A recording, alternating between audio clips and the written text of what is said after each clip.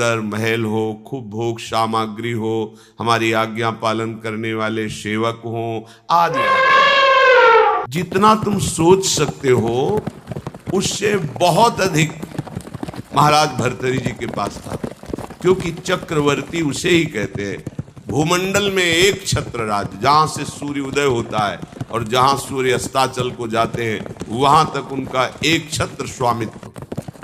छोटे भाई विक्रमादित्य महान बलशाली, महान बुद्धिमान, कुछ कमी नहीं। यौवन अवस्था का आवेश, बार बार मन भोगों की तरफ, इंद्रियां भोगों की तरफ, क्योंकि इनका प्रमथन स्वभाव है। प्रमथन माने मथ देना, व्याकुल कर देना। जिस भोग का स्फुरण हुआ, संकल्प बना, क्रिया के लिए व्याकुल कर देना, ये प्रमथन स्वभाव वाली इंद्रियां भी हैं और प्रमथन स्वभाव वाला मन भी है।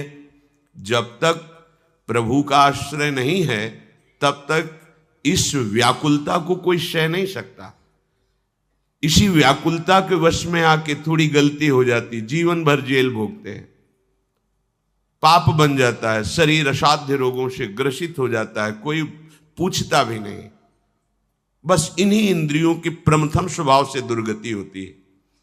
इसको जो सह जाए वही भगवान का निज जन कहलाता है। यम ही न व्यथयन्ते ते पुरुषम पुरुषर्षभ।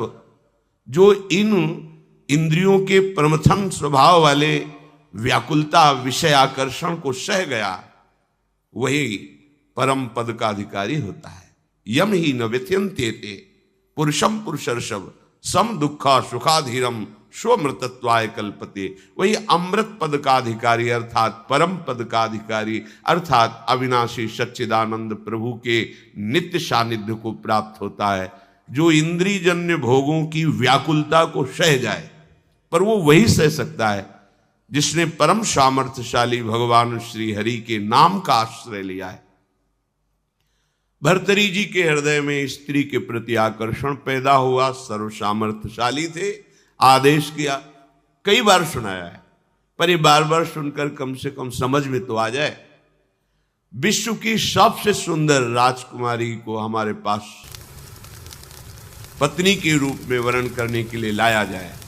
कौन नहीं चाहेगा ऐसे सम्राट, ऐसे सुंदर वैभवशाली राजा को अपना पति बनाना। एक पिंगला नाम की बहुत सुंदरी युवती को वर्ण किया भर्तृहरि जी, और मन में विचारा कि आखिरकार भोगों में क्या सुख है, इसके लिए मुझे एकांत चाहिए।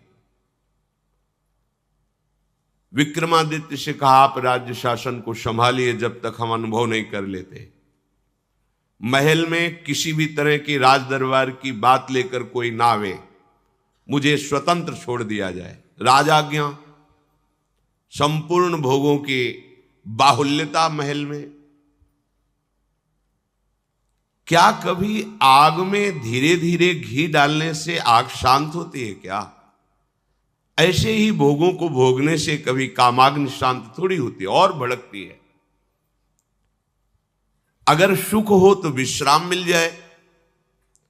एक दिन पिंगला काफी समय व्यतीत होने के बाद वो अपने महल की पीछे खिड़की से झांक रही थी। पीछे अश्वशाला थी, वहां घोड़ों की रक्षा सेवा कराने वाला अश्वपति अपने सेवकों के द्वारा घोड़ों की देख रेख, उनकी सेवा कराता था। बहुत ही हष्ट पुष्ट जवान। पिंगला देखकर आसक्त हो गई, एकांत में मिलने लगी। जब महाराज विश्राम को होते तो एकांत में मिलने लगी। गुप्तचरों के द्वारा यह बात जब विक्रमादित्य को पता चली तो बहुत अंदर से पीड़ित हुए कि क्या करूं, अगर मैं कुछ कहता हूं तो कहीं संशय न कर लिया जाए, अगर कहता नहीं हूं तो ये राजा के प्रति बहुत ही बड़ा विश्वासघात हो रहा है, और वो मेरे भ्राता हैं, मैं ऐसा सह नहीं सकता। एकांत में मिलने की प्रार्थना की। बहुत प्रवीण थी पिंगला, समझ गई। महाराज ने कहा, आज मेरा भाई मेरे से मिलना चाहता है, पता नहीं क्या समस्या है। उनका मुझे पता है, जाइए पहले आप पूछ कर आइए। राजा को आश्चर्य हुआ, मेरे तक बात नहीं पहुंची, इसको पता है। बहुत प्रवीण थी। पर विषयों में प्रवीणता कोई प्रवीणता नहीं कहलाती। प्रवीणता तो विषयों के त्याग की होनी चाहिए। बुद्धिमत्ता गड्ढे में गिरने की नहीं होती, बुद्धिमत्ता उससे निकलने की होती है। विक्रमादित्य ने कहा कि मेरी बात पर विश्वास किया जाए महाराज, जो महारानी पिंगला है इनका चरित्र ठीक नहीं है, ये अश्वपाल से संबंध रखती हैं, ऐसा मुझे गुप्तचरों के द्वारा पता चला है। आवेश में अंदर गए। रानी ने कहा हम बता रहे हैं। वो क्या बता रहे होंगे? वो यही बता रहे होंगे कि अश्वपाल से हमारा गलत संबंध है। ये तुम्हें कैसे? मुझे पता है। कैसे पता है? देखो हम आपको प्रमाणित नहीं करती, पर आपके भाई चरित्रहीन है, नहीं इसका प्रमाण चाहिए। आप ऐसे पवित्र भाई के ऊपर ऐसी बात नहीं लगा सकती। तो धन दे करके किसी राज सैनिक को अपने अनुकूल करके किसी एक सदगृहस्थ परिवार को इस बात पे राजी किया कि तुम सभा में कहो कि हमारे बहू को ये राजपद पर होने पर गलत दृष्टि रखते हैं, गलत आचरण करते हैं, नहीं तो तुम्हारे पूरे परिवार को मरवा दूंगी। और वो महारानी पद में है, अगर ऐसा बोला तो सब सुख सुविधाएं आपको दे देंगी। वो बेचारा राज भय के कारण ऐसा ही बोला। महाराज की आसक्ति थी पिंगला में, भर्तरी जी की। उन्होंने बिना कुछ विचारे पिंगला की सलाह से और वो प्रमाण सदगृहस्थ जो बोला उससे उन्होंने विक्रमादित्य का राज निष्कासन आदेश कर इन्हें राज्य से बाहर कर दिया जाए, कभी हमारे सामने ना आए, हमारा ऐसा धर्महीन भाई नहीं हो सकता। विक्रमादित्य ने समझाने की कोशिश की लेकिन उनको समझ में नहीं आया। अब तो स्वतंत्रता, लेकिन जो धर्म युक्त होता है भगवान उसकी रक्षा करते हैं। एक ब्राह्मण तपस्या कर रहा था धन लाभ के लिए। देवराज इंद्र प्रकट हुए और उन्होंने कहा कि ये लो अमृत फल, और अंतर ध्यान हो गए। ब्राह्मण ने कहा वैसे ही दरिद्र हूं, भूखे मर रहा हूं, अमर होके क्या करूंगा, मुझे तो धन चाहिए था। तो चलो विचार आया भगवत प्रेरणा से कि ये फल हम महाराज भर्तरी जी को दे देते हैं। अगर धर्मात्मा राजा बहुत काल तक अमर रहेगा तो प्रजा सुखी रहेगी। राज दरबार में तपस्वी ब्राह्मणों के लिए कहीं कोई रोक टोक नहीं थी। वो गए महल में, मिलने की आकांक्षा की, तुरंत आदर सहित महाराज भर्तरी उपस्थित हुए। आज्ञा कीजिए। और उनका हमने तपस्या की थी धन प्राप्ति के लिए, पर मिला ये मुझे अमृत फल, क्या करूंगा अमर होकर, वैसे ही गरीब हूं। हमारी इच्छा है कि आप जैसे धर्मात्मा राजा यदि अमर रहेंगे तो प्रजा का पुत्रवत पालन करेंगे, और मुझे धन चाहिए तो आप धन दिला दीजिए और ये अमर फल ले लीजिए। अविश्वास की कोई गुंजाइश नहीं थी क्योंकि तपस्वी ब्राह्मण थे। महाराज भर्तरी ने आदेश किया जितना ये धन चाहे इनको दे दिया जाए।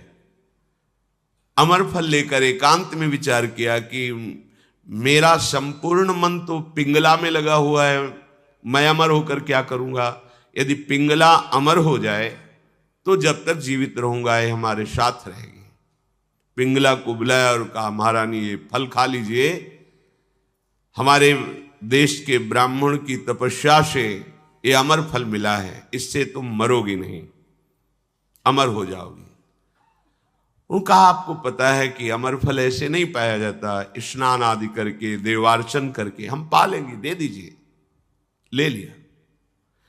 पिंगला ने विचार किया कि अगर मेरा मित्र अश्वपाल अमर हो जाए तो फिर हमारा मिलन होता रहेगा। एकांत में जब अश्वपाल मिला तो उसको अमर फल दे दिया कि तुम पालो इसे।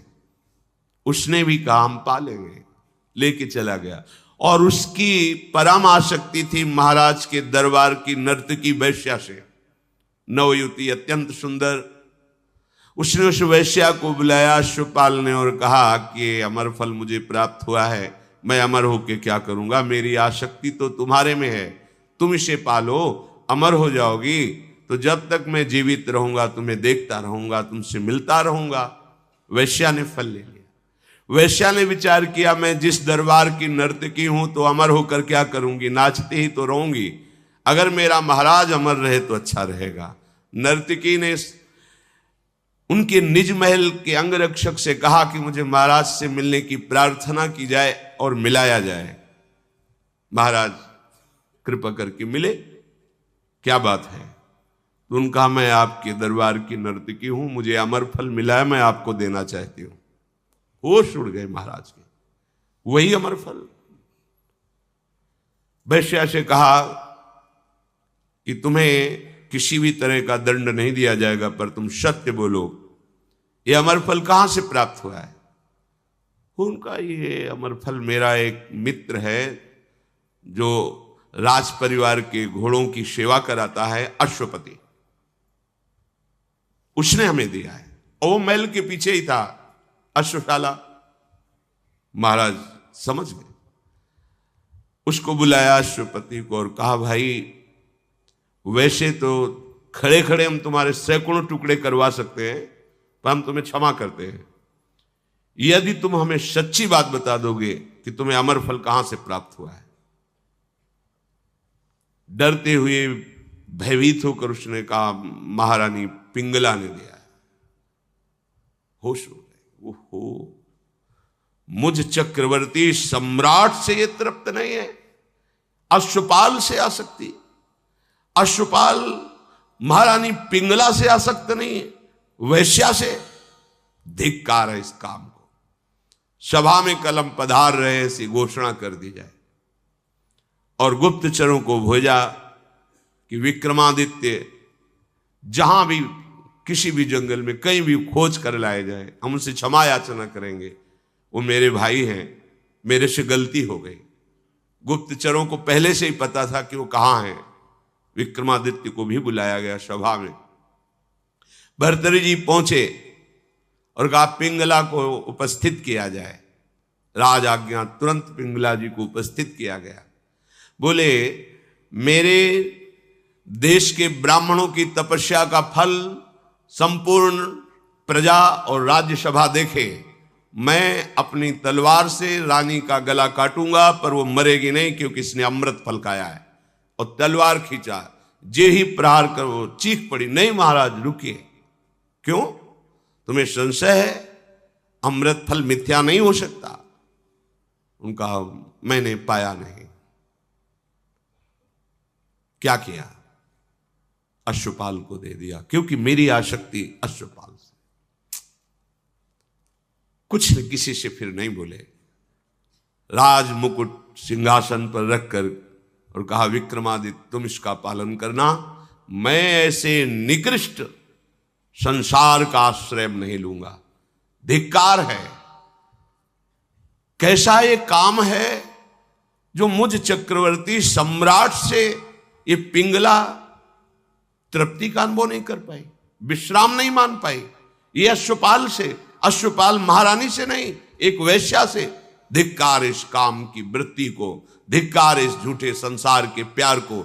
और घोर वैराग्य में जीवन व्यतीत किया और भगवान शंकर का साक्षात्कार करके ये वरदान मांगा कि कभी मुझे सम्मान से भिक्षा भी ना मिले, क्योंकि ये सम्मान ही संसार के राग को पुष्ट करता है।